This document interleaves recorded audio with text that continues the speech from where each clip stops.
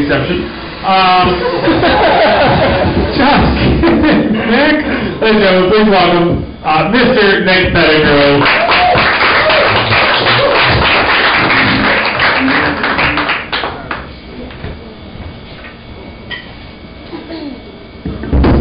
Hello, everybody. Okay, so I want to learn like sleight of hand coin tricks, like how to disappear coins, because I want to disappoint homeless people. Like, I think it'd be awesome to be like, oh, here you go, buddy. Oh my God, what happened? Magic. That's what happened. All right. So I have never, and I will never go skiing. And I know that I see a lot of you people, and you're like, oh, why not, Nick? It's so much fun. Yeah, maybe for a regular person with balance and coordination. But I am a large, doughy, uncoordinated mass of potential energy. And so when you put me on top of a large, frictionless plane and give me a push so that I'm accelerated only by the force of gravity, what you get is a theoretical high school physics problem that has a terrifying reality for any child who happens to be sharing the bunny slope with me. And,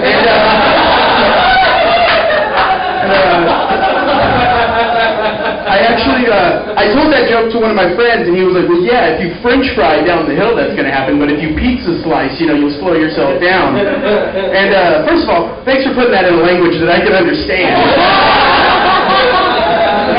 Concepts can be so difficult when they're not related to food.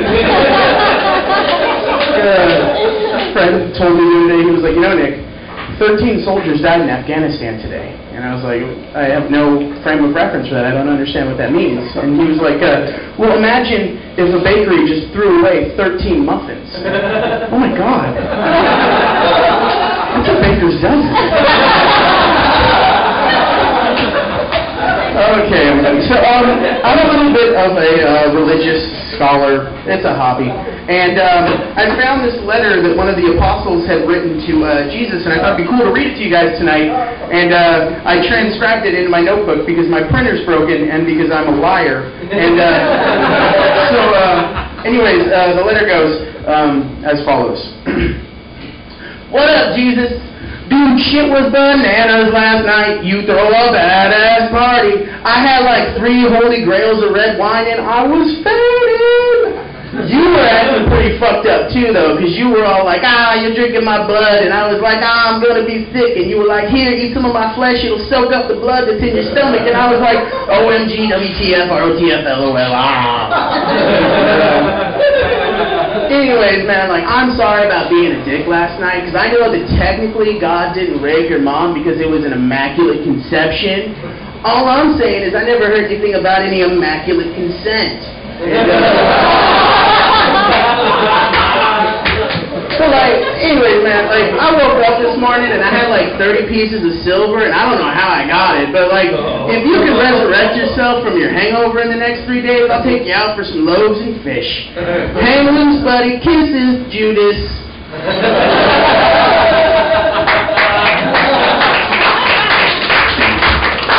All right, so 2012 is coming up for this next joke, and people are worried because they're like, it's going to be the apocalypse, the end of days, the Mayans predicted it, it's the wisdom of the ancients. And I don't know about that one, guys, because, I don't know, I've seen Mel Gibson's Apocalypto like 3 times, so I feel like I'm something of an expert when it comes to the Mayan people, and I just can't bring myself to trust the doomsday prophecies of the people who had such terrible dental hygiene. Like, one of the other great mysteries of the Mayans is how such a prolific race could vanish seemingly overnight, and I think a lot of it had to do with the gum disease gingivitis. All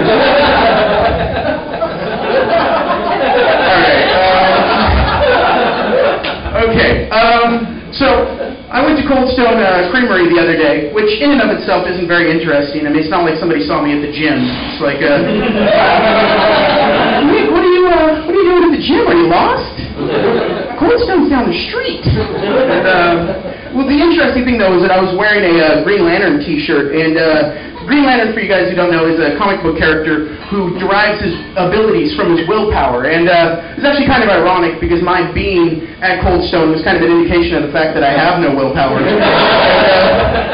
So anyways, there's a very cute girl working the counter, and I walked up to her, and the first thing she said to me was, she's like, "Oh, hey, Green Lantern, he's my favorite." And I completely seized up because I don't know how to talk to humanity. And like, I didn't know how to respond because I wanted to conversate with her because, you know, it's very rare to find anybody who knows who the Green Lantern is, let alone a person with sexual organs that I enjoy. And I didn't know how to play the situation. Like, on the one hand, I wanted to be cool about it and be like, yeah, it is a Green Lantern shirt. Of course, I don't read comic books anymore. I only read graphic novels. On the other hand, though, like, I wanted to play it super geeky, too, and just be like, oh, yes, it is the Green Lantern. It's a very astute observation. Of course, you would recognize this as being the Silver Age Hal Jordan Green Lantern as opposed to the Golden Age Alan Scott Green Lantern, or even the more recent Kyle Rayner version. But, of course, you knew that. I'm not going to... And either of those probably would have been an acceptable way to communicate. But instead, I looked at her and I said, can I get a cookie minster and a gotta have it, please? Like, I had just completely ignored everything she had said, and I could see in her eyes that it was almost as if I had said, like, "Excuse me, ma'am, I don't have time to talk about comic books. I am very important. Now, if you would please scoop up my frozen treat, place it into my cup. I have to be on my way. I have to go back to my apartment and cry alone in my room as I eat this and think about what I should have said to you."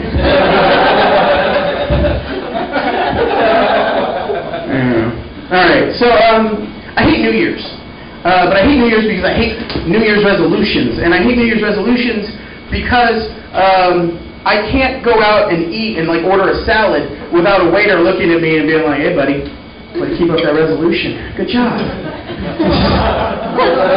And it's like, no, it's not a resolution. No, I understand. It's a lifestyle change. I got you. Very positive. And it's like, the thing that bothers me more than that is like, he's looking at me and judging me based on my outward appearance, my outward flaws. But what he doesn't realize is I have so many things inside of me that are wrong. Like, I have so many other things to change. That really, being fat, that's one of my least concerns. And, like, honestly, if I had a resolution, it would probably be like, you know, I resolve to stop telling my mother the intimate details of my sex life, no matter how many times she asks me. And, like, I resolved to stop masturbating into my socks because they're gumming up the washing machine.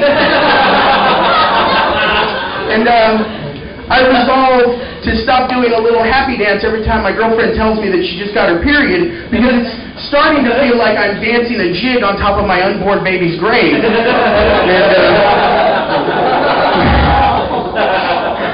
oh, shit. Alright, I want to finish off by just saying I have problems talking to girls. And my friends have told me, you know, Nick, the trick is the less attention you give a girl, the more she'll want from you. And so I've modified that theory to the point where I no longer talk to women at all. And it is very lonely having this much game. Alright, guys, thanks.